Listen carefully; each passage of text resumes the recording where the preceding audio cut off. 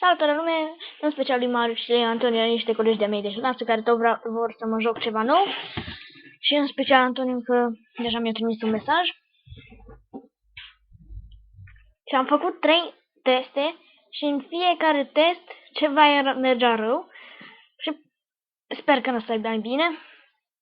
Așa că hai să jucăm ceva repede. Nu chiar repede, dar hai să încerc eu contra AI. Și asta e StarCraft, exact cum am zis lor. Rock Teran.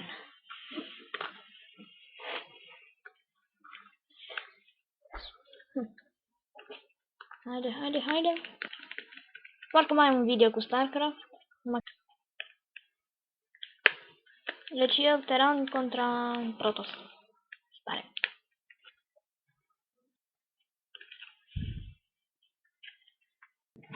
Ok, și am început. Eu Teran, sunt mai multe rase.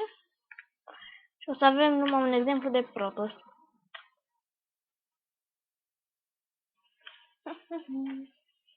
Așteptăm mineralele. Încă mai scriu poezia pentru fratele lui Vârtan. Tot caut o rimă de-aia cu șmecher. Păi nu găsesc. Stai că trebuie să caut pe internet. Mă rog, haide. Command Center. Totuși hai să scoatem un SCV și să ne apucăm de un supply depot. Care e aici? În episodul următor trebuie să-l bag și pe colegul meu. Marca prieten. Nu din clasă.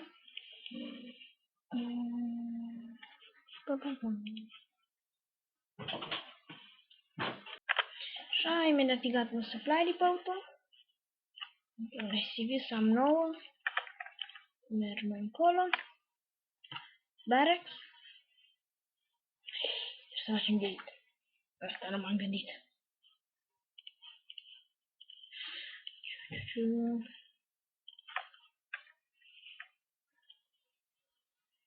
Știi ce? Puteam să-i dau lift-off. Da. Ce mult mă gândesc și eu când fac un gate.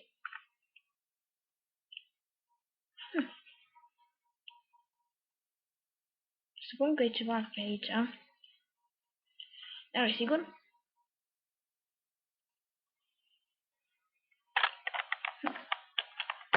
Așa văd pe aproape din toate perspectivele.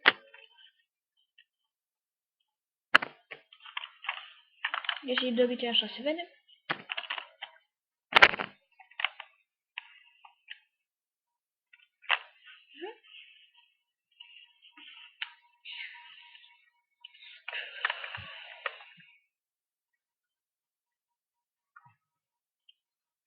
Acolo. Și că ar fi de ajuns să încep cu 5 marini. N-aș strica.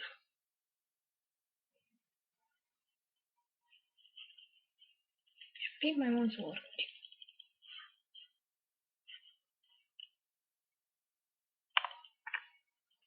Vedem? Cu siguranță pe acolo o să iasă.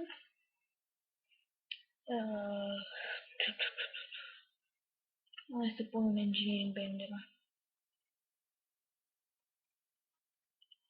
Cred că așa arată. Ha? Hai întâi să văd. Este pe acolo, atunci fac altceva acolo. Fac sensor tower. În moment îmi trebuie pe spin.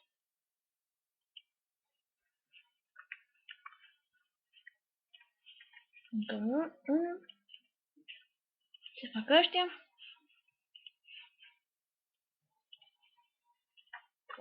Cote.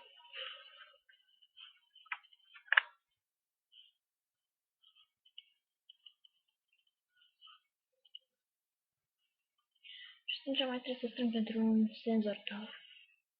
Asta e, să face ceva aici. Nu, doar fragmentat.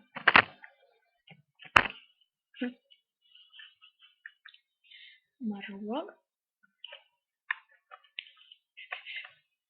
Da, îmi trebuie neapărat Vespin.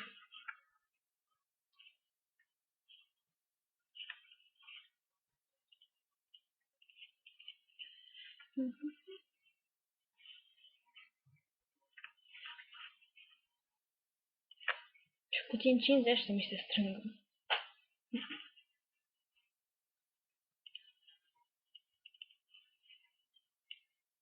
Totuși, cred că știți, v-ați prins cum e jocul. E destul de calm. Era mai amuzant data trecută.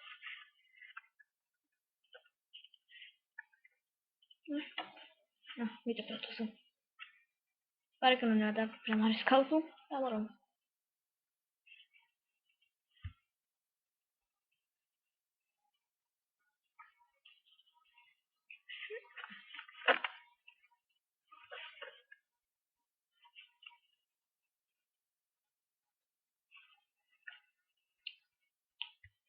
Respin.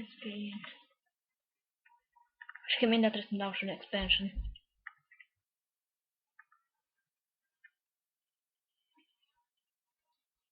Oh. Face ceva acolo.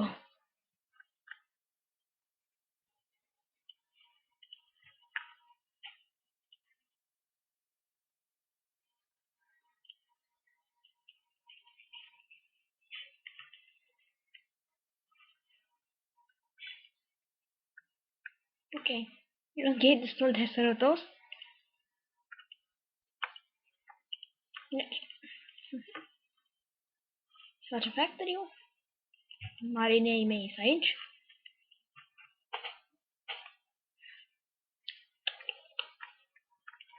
Tech Lab și cred că o să fac și Tor.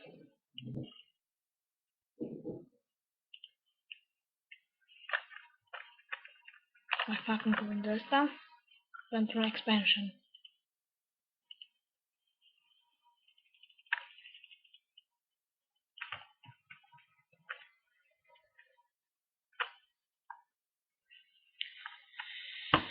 Nu înțeleg de ce zice morphing, când trebuie să zică building sau upgrading.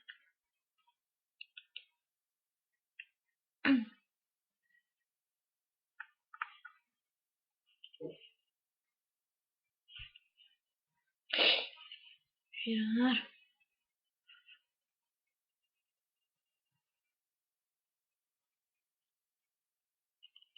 ce să trag în stalker? Dar nu prea am range mare. E cam câștigat.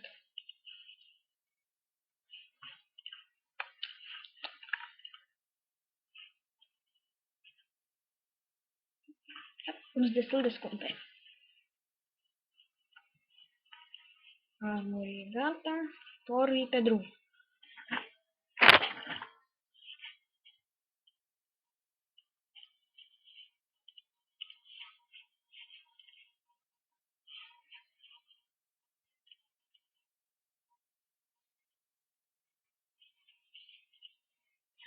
O să vedeți voi ce mare tor. Face cam cu vreo 3 mărini. Chiar vreo 6. Sau toți ăștia de acolo.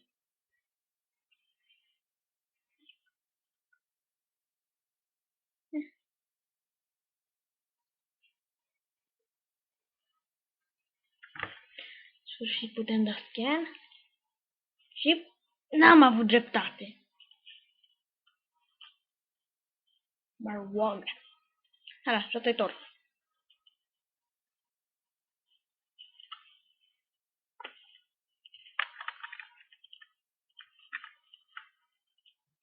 Lift off.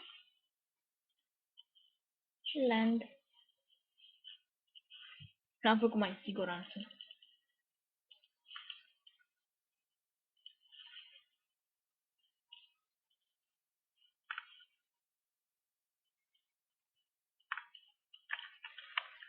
Cum distrugem reactorul.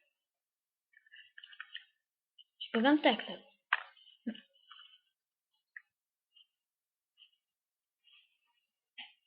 Trebuie siege tank. Și-am văzut cum arată tor. E uriaș și puternic. Da. De obicei chestiile mari în StarCraft sunt destul de slabe.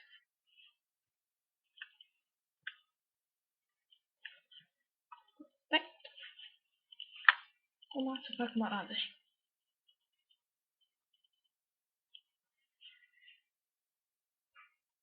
Și să-mi repar asta.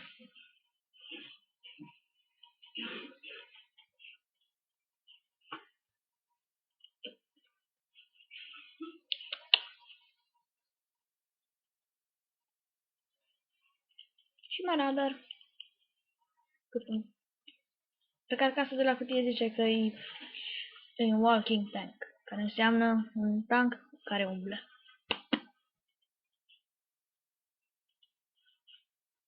Și am siege tank.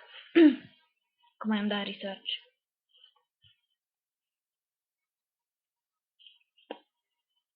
Și încă unul.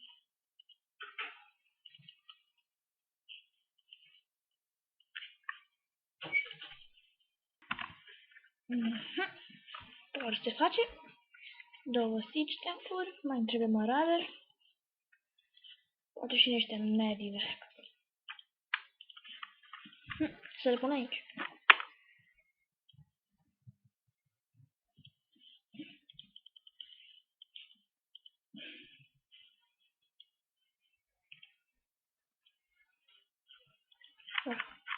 Cred că am făcut un expansion degeaba.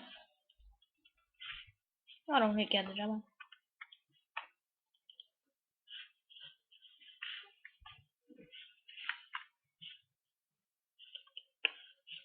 Viitori.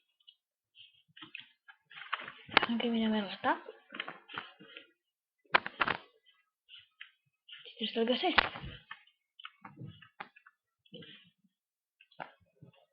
Ok, l-am găsit. Și pare destul de bun pentru un easy.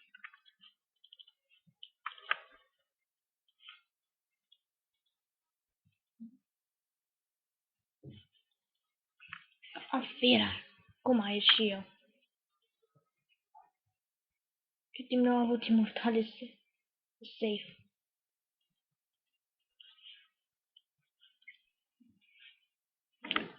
Acum ai slăbit, deci pot câștiga. Și uite un observer acolo. Dacă îl puteți vedea. Parcă e buguiat ecranul.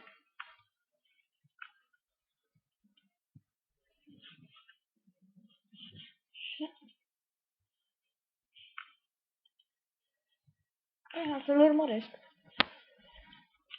Deși mă rog, știu unde e.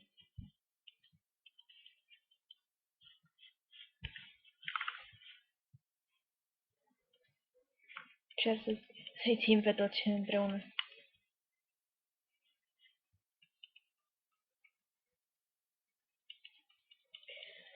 Memorăm Centrium. Acum la expansion. Acum dacă mă atacă la bază mor. Că ar fi un base race. Acum încercăm să omorâm probii și asimilatorul.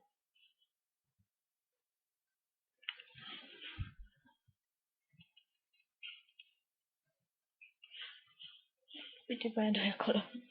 Ce vor să facă? Nu cred că au șanse contra asta. În special contra torii mei.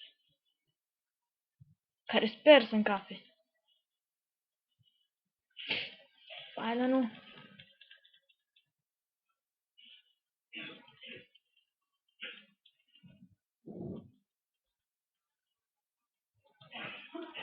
Mergem voi, Drei. E destul de puternică.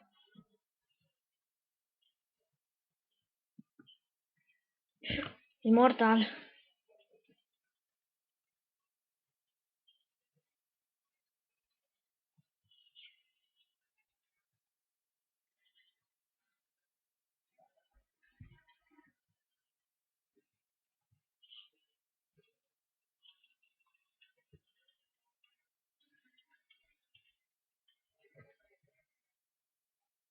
Le dăm power.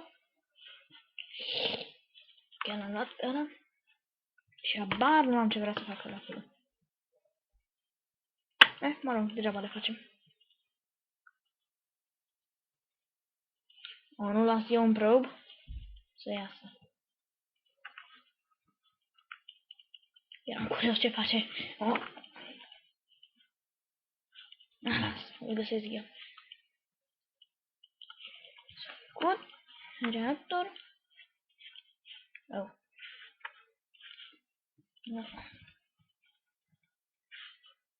Nu ajunge nimeni.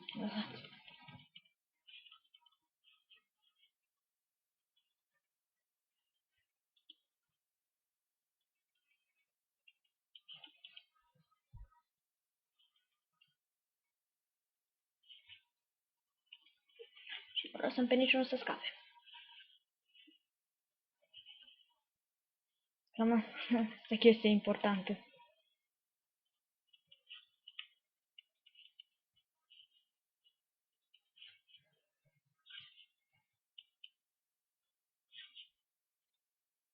Și în special chestia asta trebuie să-i atacăm. O să facem. Ok. Acum trebuie să trag în probă. O să înceapă să fugă. Ca să facă niște panele de obicei. Niște genii. Mi se pare că eu o să fie greu.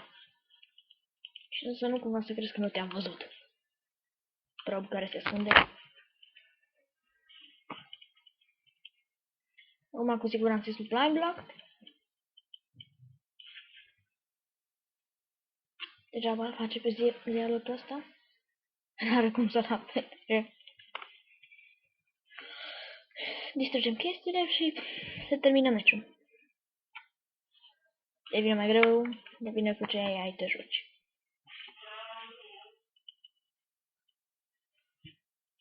Acum atacăm expansion de aici.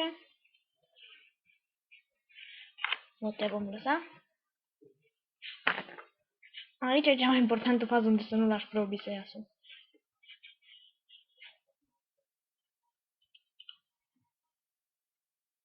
Și are un observer.